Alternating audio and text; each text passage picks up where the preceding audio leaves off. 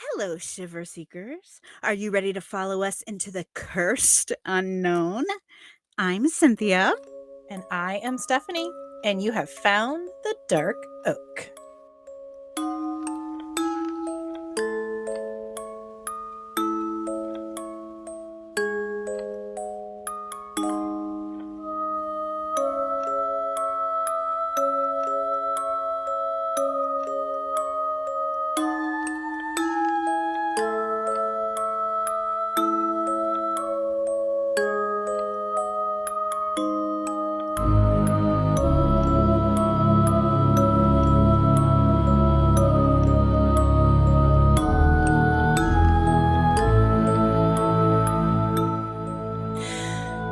Cynthia, have you ever heard of the curse of the Hope Diamond?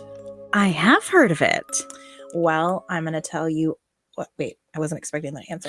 I have. What? What? What? It's cursed? Yeah, okay, well, I'm going to talk about the curse of the Hope Diamond. Do you want to start over? Act I will excited. say no. Act excited. No, it's okay. We're going to put this in our bloopers.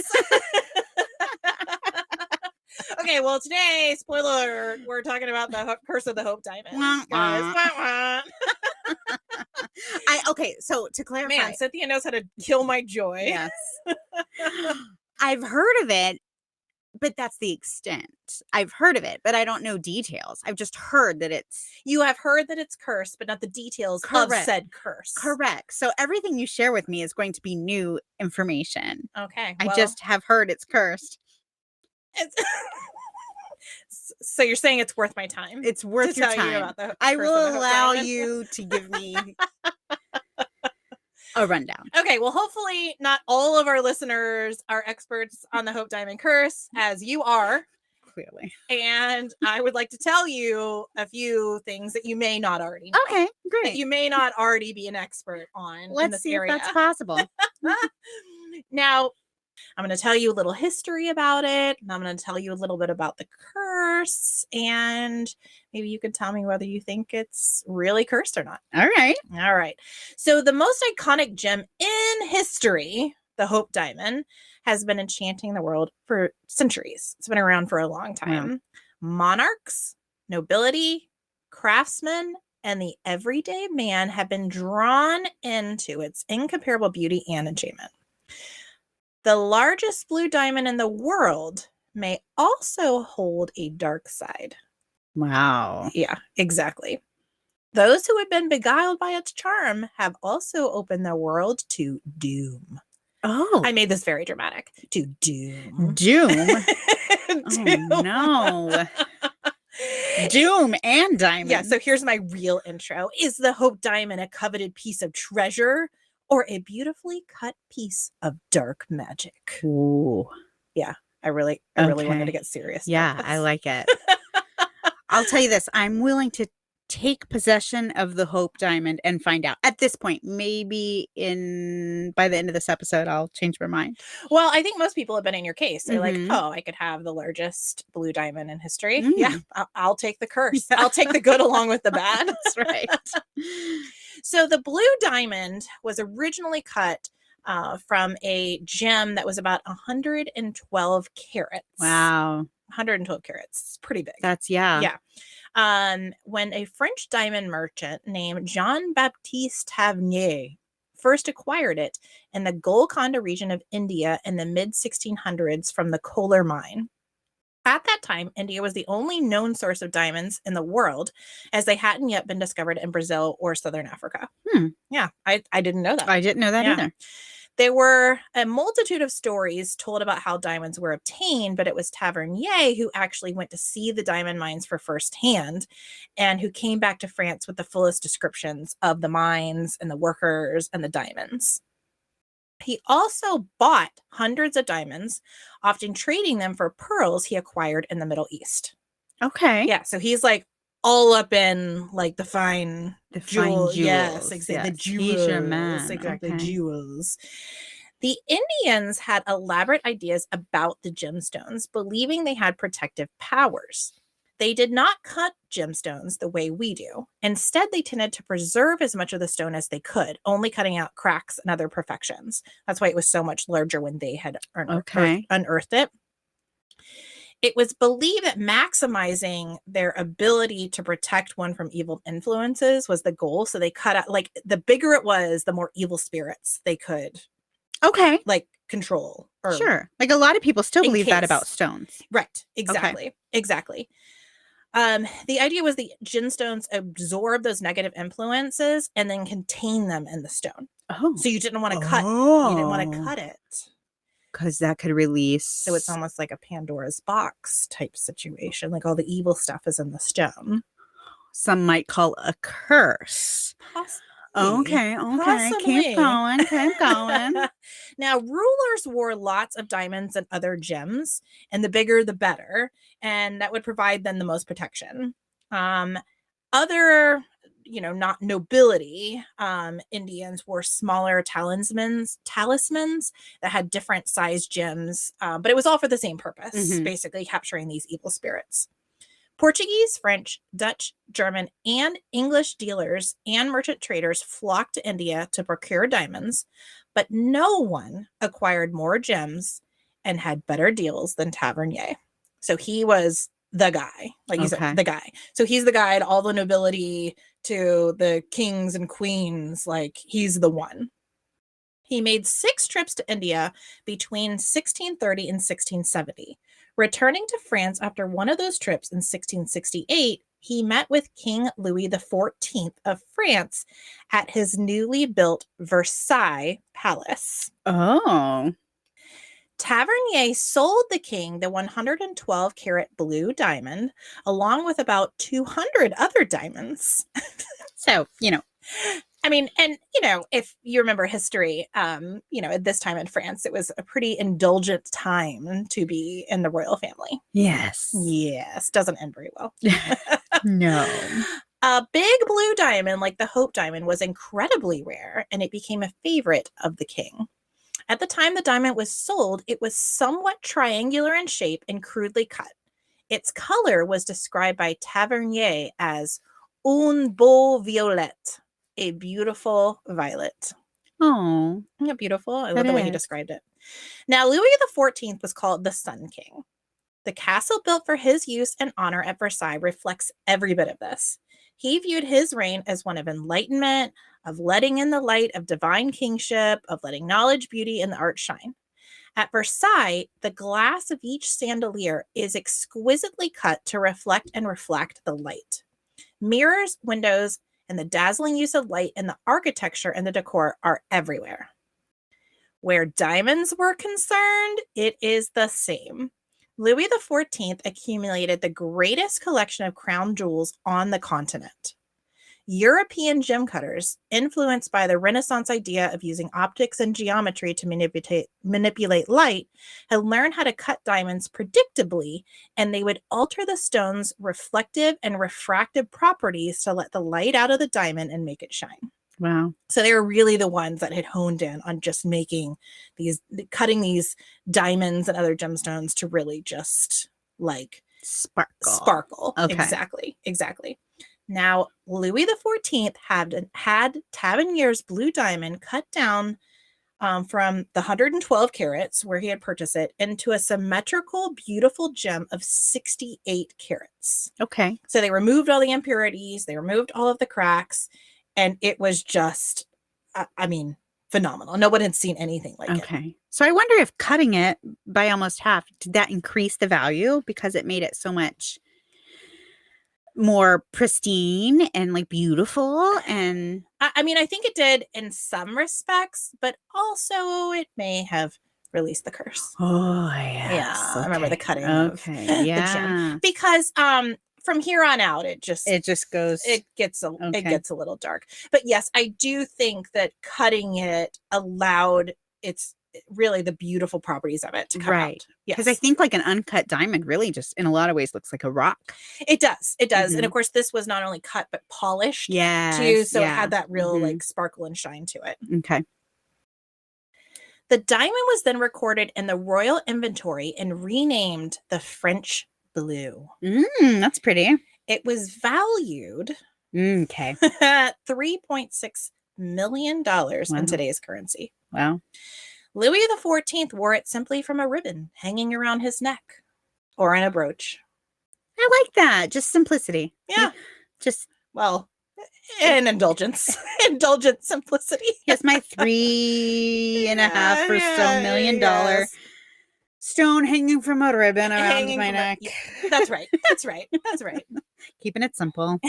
In 1749, Louis XIV's great-grandson had the French blue set into a more elaborate jeweled pendant for the Order of the Golden Fleece by the court jeweler André Jacquemin. The assembled piece included a red spindle of 107 carats shaped as a dragon breathing covetous flames.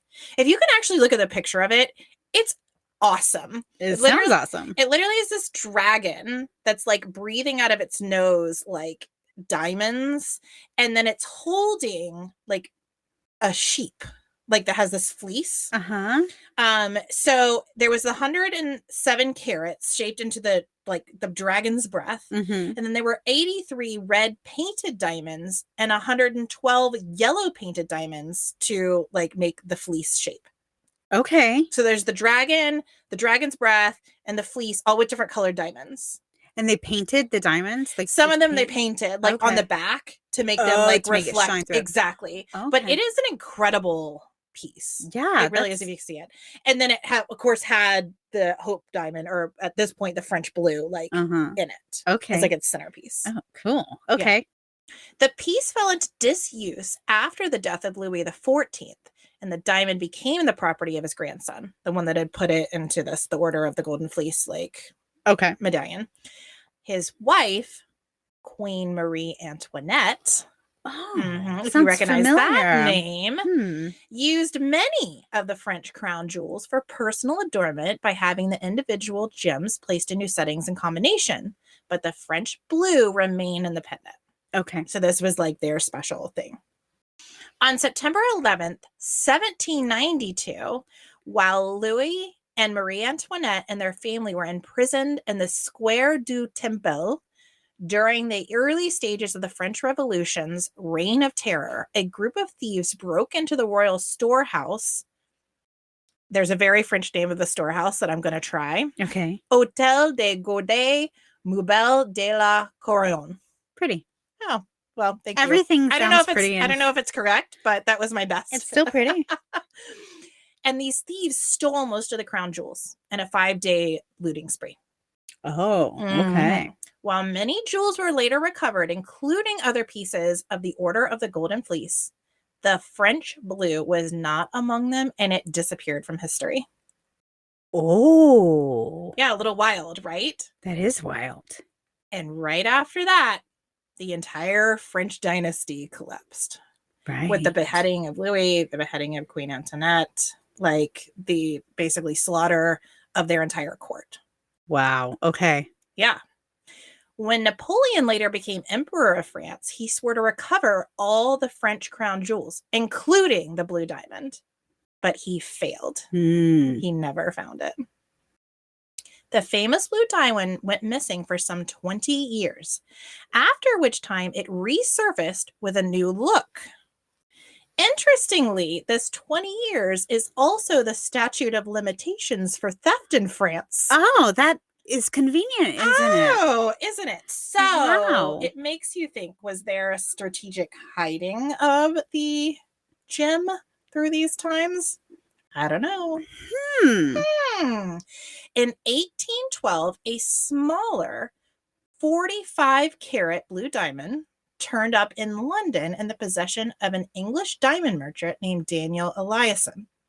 It is believed that while the diamond was in hiding, it moved through the hands of Wilhelm Fals, a Dutch jeweler, who was responsible for making the diamond into the new 45-carat, and a trader named Francis Bellew before coming to Eliasson. But Eliasson would never confirm where it came from or how it came into his possession.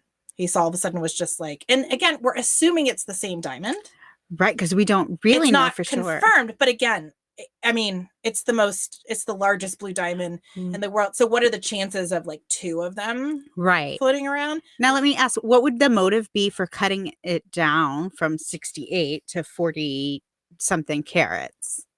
I'm not sure. Okay. I really don't know. Nobody really Okay. knows. We Right. just know we're assuming it's the same one. Right. So I don't know if it was in a different shape Okay. because as far as I know, we don't have any pictures of a close-up of it Mm-hmm.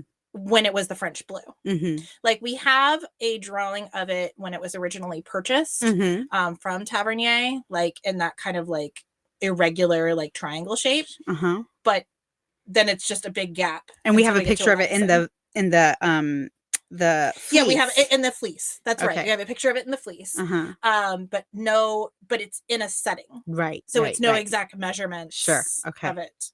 All right. Yeah, Okay. yeah. Interesting. Yeah. The 45 karat blue diamond that was drawn in a document of the time is the same one that is in the Smithsonian today. Okay. So this one, this 1812 one, is the same one that we have today. So we were able to like track its like lineage. So we know for sure that this is the one. Okay. The exact same one. Correct. Eliason sold the blue diamond to British King George IV, and some called it the George Blue Diamond. George IV celebrated the diamond as a trophy for defeating his enemy Napoleon. So it was kind of like, it used to be the French blue, now it's mine. So, here we go. Yes.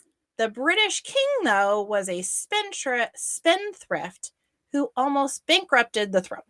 After the king died in 1830, his executor, the Duke of Wellington, had to sell the blue diamond to pay off his debts. Oh. Yeah. So not good luck. Right. Right. Yeah. He sold it to Henry Philip Hope, a great diamond collector. Okay. Hope set the diamond in a medallion with a hanging pearl. He simply called the blue diamond number 1. But after some time, it became known as the Hope diamond. The Hope family was among England's wealthiest. They aided American colonial commerce and helped finance the Louisiana Purchase. Wow. They accumulated land, castles, Dutch and Flemish paintings, and other riches. But over the course of a few generations, they squandered all their wealth. Wow. So another one. Go from like the richest to... So now we have the French. Now we have the English. So literally no one who's had this diamond has turned out well. Like things have not turned out well for them. No. Okay. No. Yeah. Mm. I mean, it really does. You're like, wait a minute. Yeah. Okay. Like, I was willing to take my chances, but you're just starting and we got a lot of bad luck here. Yeah. Okay. In 1887, the diamond was inherited by Lord Francis Hope, Henry Philip Hope's grandnephew. Francis, unfortunately, bet badly on horses, business enterprises, and an American showgirl wife named May Yohe. Oh, okay. He lost his fortune and his showgirl wife. Oh, of course. After a series of court cases, he was allowed to sell the Hope diamond. So it destroyed him as well. Wow. And now we're going to move on to the next. Okay. It was purchased by New York jeweler Joseph Frankel Sons and Company in 1901. Frankel hoped to make a quick sale and a big profit as they put up much of their business capital to buy the Hope diamond. Instead, the overvalued diamond sat in their vault. In 1907, bankers' panic, which was essentially a recession, just the name for the recession at the time, took its toll on the company. Frankel was diamond rich, but cash poor and going bankrupt. Wow. With the Hope diamond. With the Hope diamond. Wow. Uh-huh. The first public stories about the Hope diamond being unlucky came in the financial pages of the New York Times in 1908. It noted that Jim was basically responsible for Frankel's failure.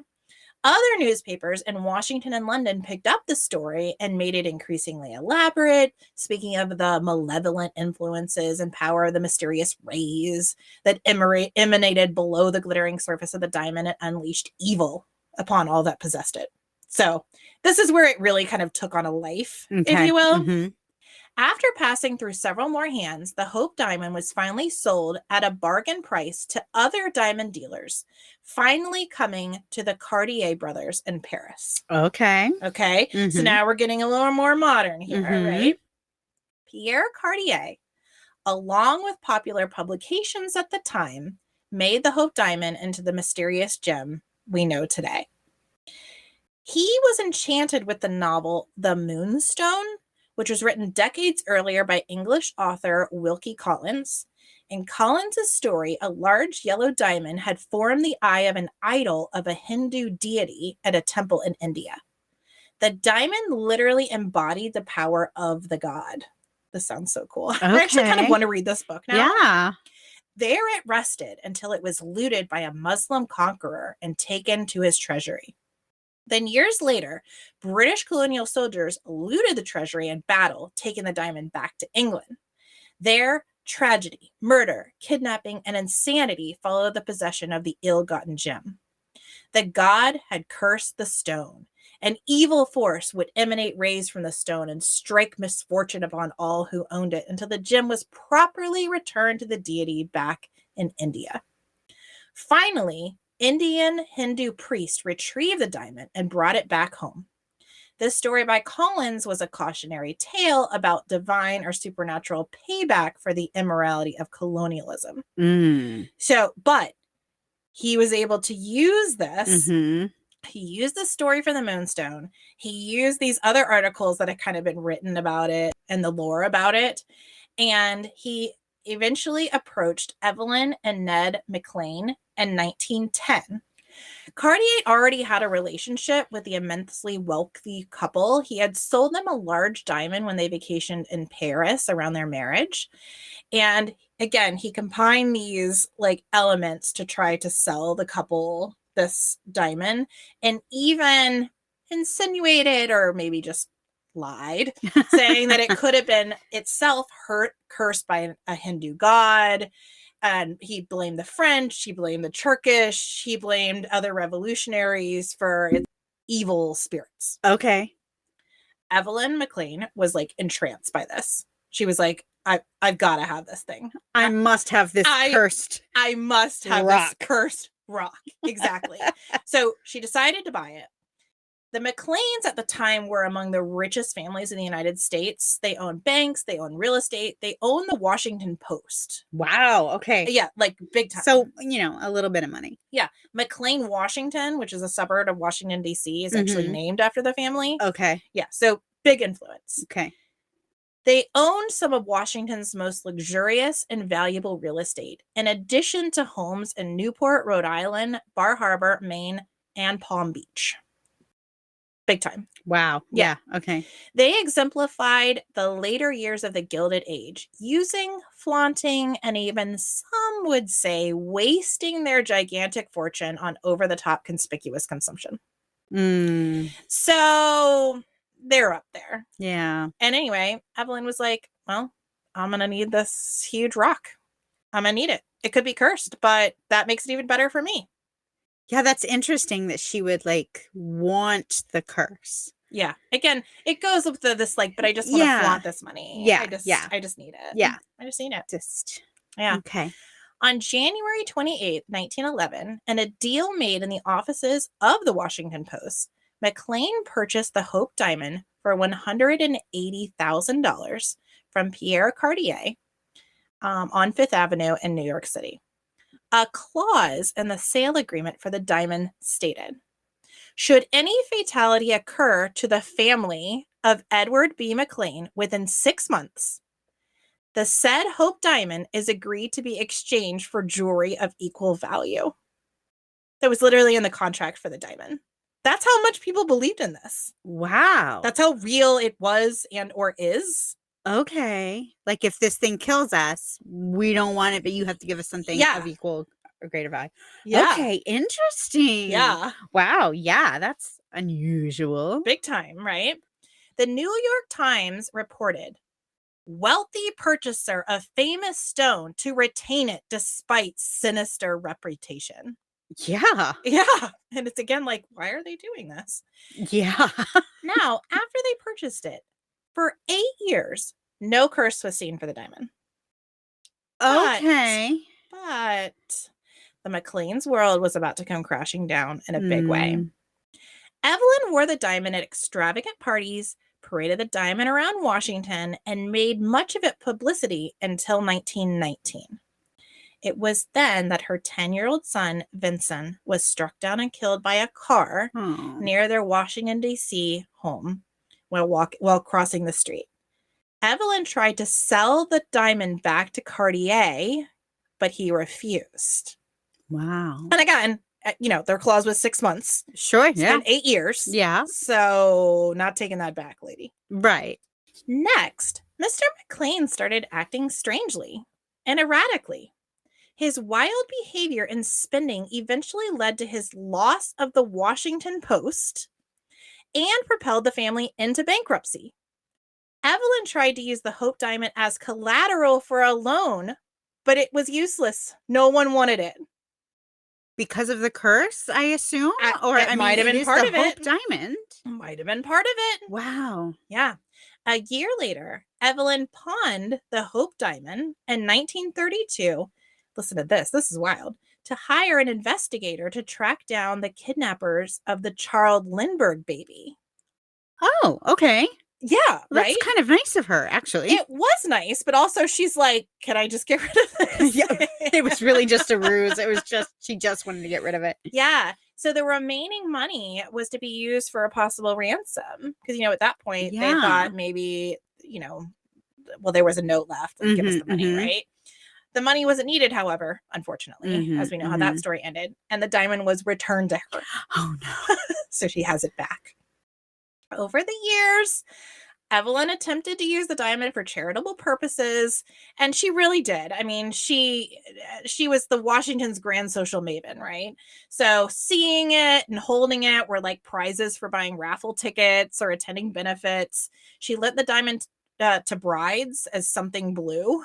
Okay. Which also I think is really taking your marriage into your own hands. Like, I don't know that every that's what I would single want. marriage ended in divorce, but Yeah. And listen to this as far as extravagance. She even had her Great Dane, Mike, wear the diamond around his neck. And why not? In Evelyn's autobiography, she expressed her ambivalence about the Hope Diamond, sometimes poo-pooing the curse and other times wondering if the curse was payback for money and time misspent and frittered away. Mm. In 1946, another tragedy struck. Evelyn's daughter, Evie, committed suicide by taking too many sleeping pills at the age of 24. That is so much grief. This family's now lost 2 children. 2 children. And Evelyn's husband, at this point, actually, after he lost the Washington Post and basically went crazy, he was committed to an asylum. And he literally lost his mind. Oh, so much. After that. So much tragedy. So he's gone, and now she's lost 2 children. Gosh. Evelyn died in 1947 at the age of 60. Young. Was young. I mean, for everything she's lived through, right? I mean, that seems like an entire lifetime, but she squeezed it all into 60 years, right? The estate sold the Hope Diamond to the famed jeweler, Harry Winston. Okay. All right. So another name that we've heard, right? A decade later, Harry Winston donated the diamond to the Smithsonian.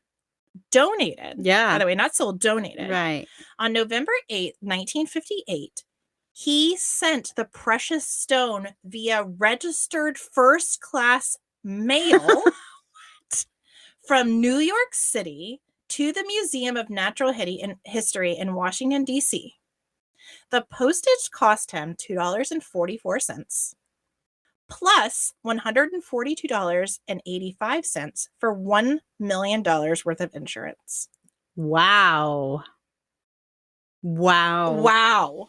What a wild story. What a risk. Yeah, what a risk. Wow. When it arrived, it was given an acquisition number just like every other Smithsonian object. The Hope Diamond is number 217868. It came with the setting crafted by Cartier and 16 1 to 1.5 carat diamonds surrounding the main blue stone and a necklace of 42 diamonds set in platinum. So it's like diamonds around the neck and then diamonds that go around the blue stone. The Hope diamond itself weighs 45.52 carats.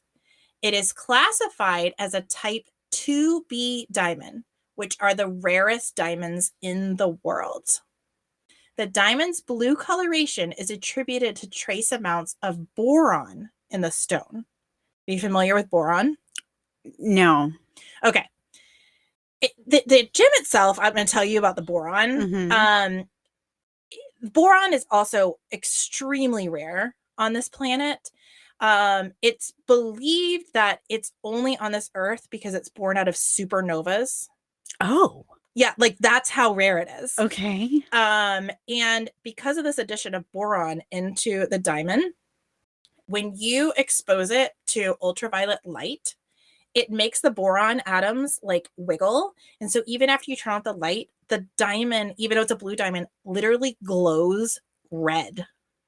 Oh, wow. And it will glow red even after you turn off the lights Uh-huh. because these molecules are shaking. And so it glows this super eerie, like blood red color, which Uh-huh. of course only supports more the curse. Sure. Yeah. A blood Yeah. red glowing diamond. Yeah, exactly.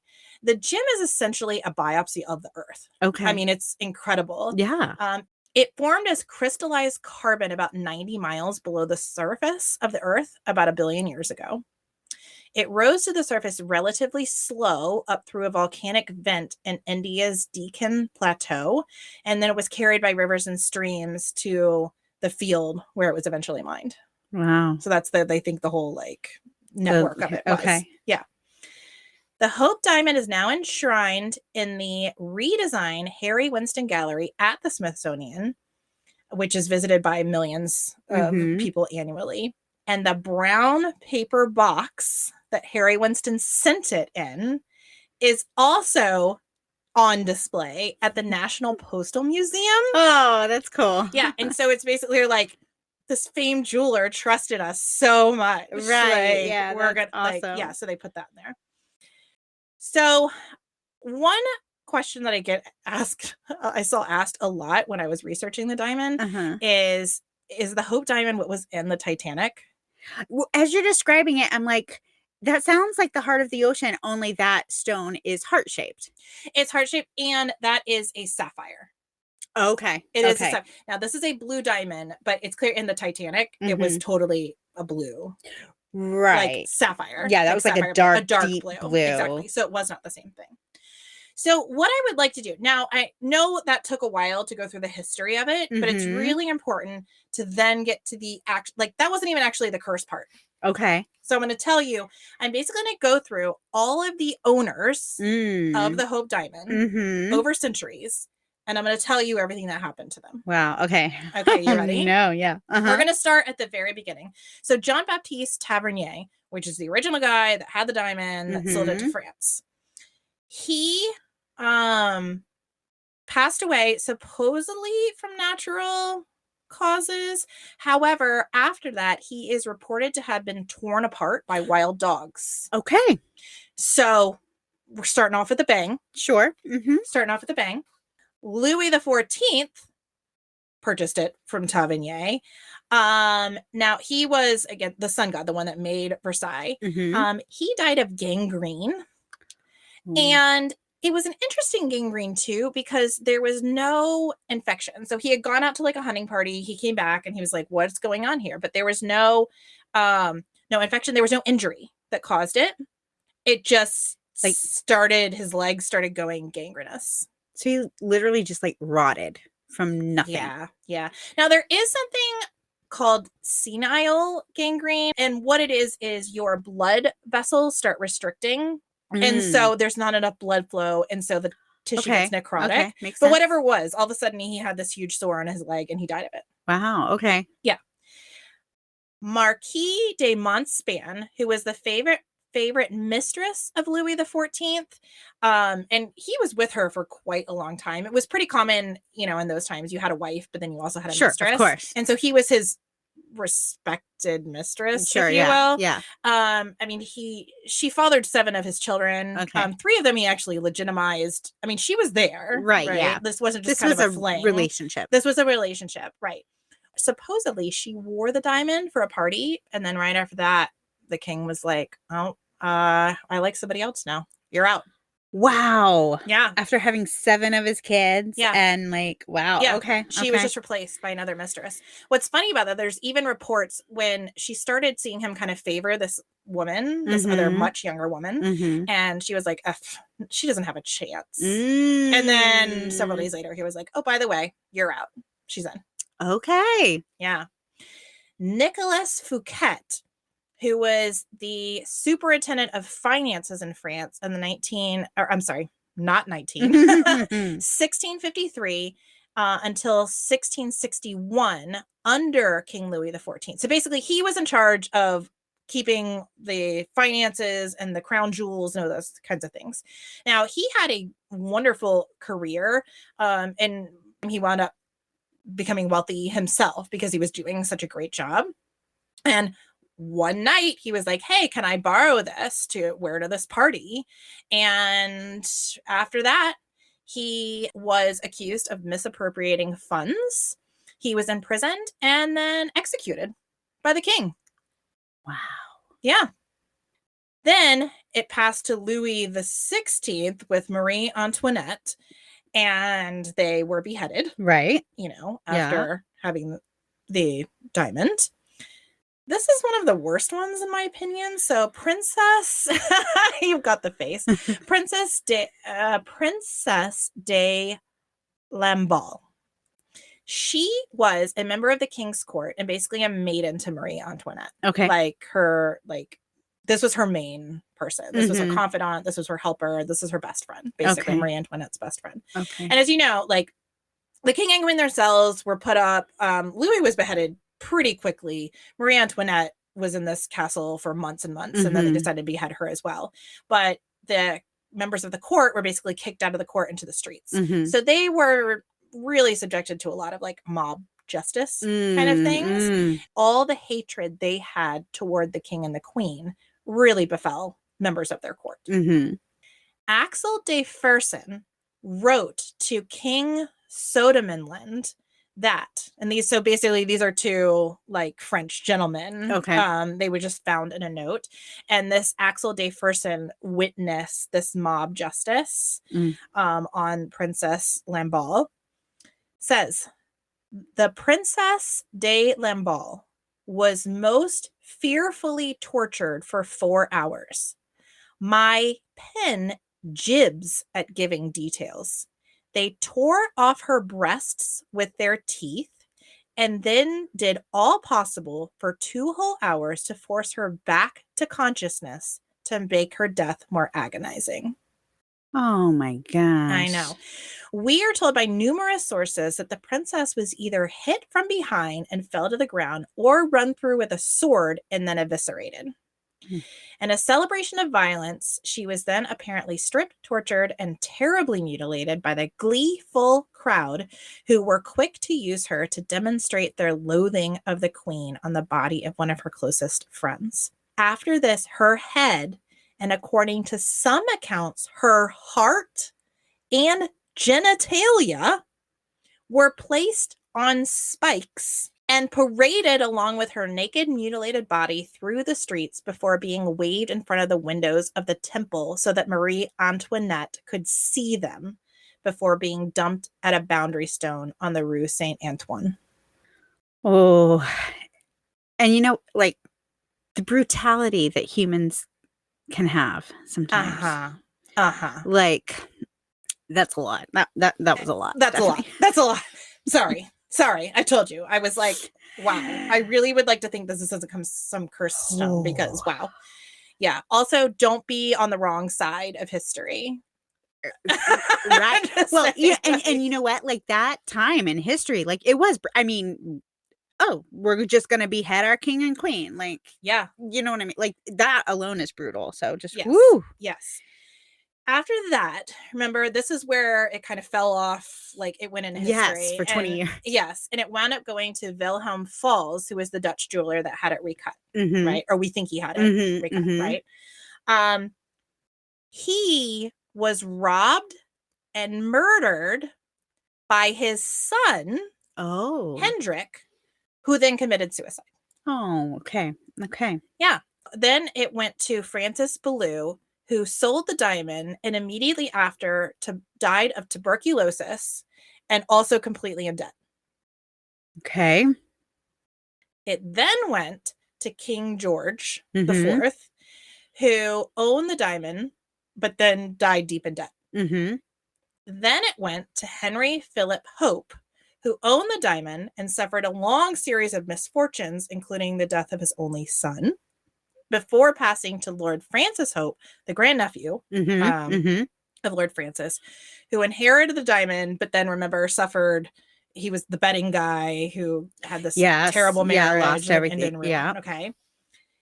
The wife, May Yohe, remember the one, Yes. like he was into this like Yeah. American wife. She actually wrote about the curse as well, like how it had cursed her family. Wow. And she died in debt as well. She died in total poverty. Then we come to Frankel. Remember Simon Frankel, who bought it, think he was gonna like flip it and make it rich, Yes. right? And it basically went out of business. Okay. Like the bank went out of business. Done. Now we get into some that I didn't name in the original history because it flipped hands so much. Okay. Okay. It went to Jacques Colette, who went mad and committed suicide. Next, it went to Prince Ivan Kanatovsky, who was murdered by Russian revolutionaries. Then it went to Laurence Fadu, which she was the like lover of Prince Ivan. Okay. And he had let her wear it. And then a few days later, he murdered her. Okay. Okay, so we've got that. Then it went to a Persian diamond merchant named Habib Bey, who he really owned it very briefly. And after that, he drowned in the sinking of a French steamer ship in 1909.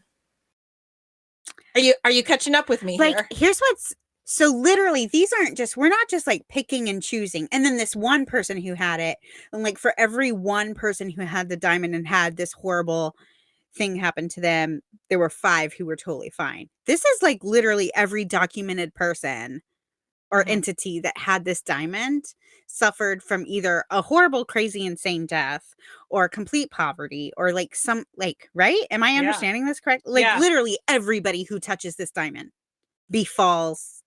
Very close. Yeah. Very close to. Okay. Very close to. Okay. Now, I mean, one could certainly argue that maybe the people that just have it are very selfish and greedy, and maybe that's the reason that misfortune is befalling them, but which is a valid and also I'm trying to think, okay, is there anyone on the planet who couldn't at some point be like, and then this horrible thing happened to me? So like to some extent horrible things happen to like everybody, you know what I mean? Right. Sure. But now, this seems too much. This is too much. It's a little too much, yeah, right? It's too much, and it's too like, and 3 days after she wore the necklace, her head fell off. Or, you know what I mean? Like it's a little too much. It's a little too much to just be coincidence. Yeah. Wait, it gets better. Oh, okay. Tell me more. All right. So we had this Persian diamond merchant who drowned. Then it went to a Greek jewelry broker who owned it and then drove his car over a precipice, killing himself, his wife, and his child. Okay. Yeah. And that was right before he sold it to a Turkish sultan named Abdul Hamid II, who paid $400,000 for it. And right after that, he lost the Ottoman Empire in an army revolt. Okay. Yes. Okay. What? Right. Now, the next ones are basically part of his crew. So basically, anybody in his crew that touched it, bad things happen. So he had given it to one of his servants, Abdul Sabir, who polished the diamond and was right after imprisoned and tortured. We have his favorite concubine, Zobaida, who wore it and was later found stabbed to death. We have the guardian of the Sultan's diamonds, Kulub Bey, who was hanged by a Turkish mob. Wow. Okay. And last of that lineage was Javer Aga, who was an official of the Sultan's treasury. He attempted to steal the diamond, which, again, why would you want to do that? Interesting. He's the only one that I would say, okay, I see it. And anyway, he was hanged for the theft. Okay. All right. So I'm kind of it's like, the well, one okay. that's valid. Yeah, exactly. You're like, well, yeah, of course. The punishment literally fits the crime. Okay. Yeah. So then it goes to the Cartiers. Mhm. Remember I said there was a period of time when through Liz hands, and then it went to Pierre Cartier. Yeah. Now, as far as I can tell, nothing bad has happened to the Cartiers. Knock on wood. Knock on wood. And nothing bad has happened to the Smithsonian. Nothing bad has happened. Well, not okay. Let me. Okay. I have two more. Okay. There was Evelyn Walsh McLean. Okay. Now we've kind of already talked about a lot of their misfortune, right? Yes. So she purchased it from Pierre Cartier. Yeah. Her mother-in-law died shortly after she had purchased it. We didn't even cover that. Then her son died in the auto accident. Her husband ran off, lost all of their fortune, and then got committed to a mental institution. And then her daughter died of a drug overdose. And they've lost everything. Right. And then she died soon after her daughter's death. Okay. Now, this is the part. Nothing bad happened to Harry Winston. Okay. As far as we know. But again, he just gave the diamond away. He wasn't trying to be right. Yeah. He just gave it away. Yeah. He sent the diamond postal service to the Smithsonian. And the mailman that delivered it to the Smithsonian, because it was just a postman, right? Just a postman, here's a box. Didn't even know what's in it. That postman name was James Todd. He delivered the Hope Diamond. Shortly thereafter, his leg was crushed in a truck accident. He injured his head in a separate auto accident, and then his entire house burned down. Wow. Okay, that's all I got. Okay, so why do you think Winston was spared? Cartier and Winston. Why do you think those are the two that were spared? Did they do anything different? Winston literally just gave it away. But even the postman, he just what was his gave involvement? It away. He took it and gave it away. Maybe it was a coincidence. But his house burned down, Cynthia. After head and a crushing leg injury. Wow. I wonder if that's really interesting. Okay, so I can tell you now, if you handed me the Hope Diamond, I'd be like, no, thank you. No, I'm good. Not after those statistics, not after those numbers. In today's world, are you really going to wear it around town? What are you going to do with it? Well, I don't know. No, I wouldn't. I'd go out on a big ship and throw it into the ocean. Let your dog wear it. Around a ribbon. Simple. Again, back to that. I'm a minimalist again at heart. Just around it. The minimalist with the 60 carat diamond around my neck. By a simple ribbon.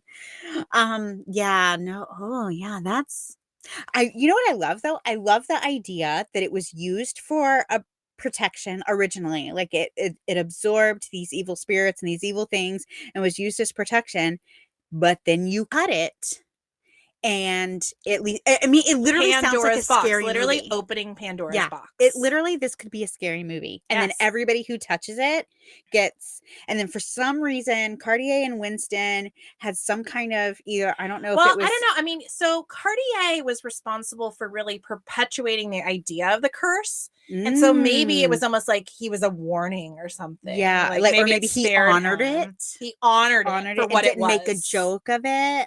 He was respectful. Right. He respected the curse that that could be in there. And maybe Winston, because he obtained it, and then he immediately was like, "I'm not going to sell this. I'm not going to give it for. I'm going to give it to the Smithsonian where it can be honored and for where it comes down to that, that kind of a motive, maybe. Like a heart. Yeah. What's your heart? Yeah. Ooh, that's good. Okay. All right. I like it. That was, no, that's good. Okay. Shout out to my husband for giving me the idea. Yay! He's been fascinated with the Hope Diamond and just, its effect on history for quite a while. And so when we were doing a true crime morbid, type podcast. He was like, oh gosh, please do the curse. Yes. So great. it's a good one. I mean, It I have to say, is. when I was really researching it, I was kind of like, am I going to find enough actual curse information? But Literally Yeah. everybody. yeah, Because at first I'm like, again, like, I mean, I already said this, but like, again, take 30 people and you can find something terrible that happened to 28 of them, kind of thing, but like, this is just too much. Again, it's too much to be coincidence. It's too bizarre.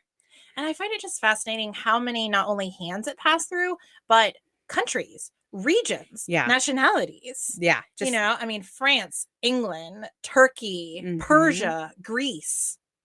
Yeah. No, that's crazy. That's crazy. That was a good case. Yeah, and now here in America. Now here it is. Here it is. Here it Makes is. me want to go see it. I know. I don't want to touch it. No. I just want to look at it from far away. Just want to look at I it. also want to go see the package. It was Yes. mailed in. Yeah. And I don't want to touch that either, just in case.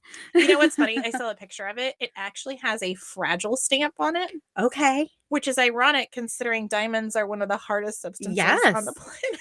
Yeah. That's really interesting. Yeah. Okay. I like it. Good All case. right. Good job. Well, tune in next week when we bring you more thrills and chills. Thanks for joining us at the Dark Oak. Bye-bye. Bye.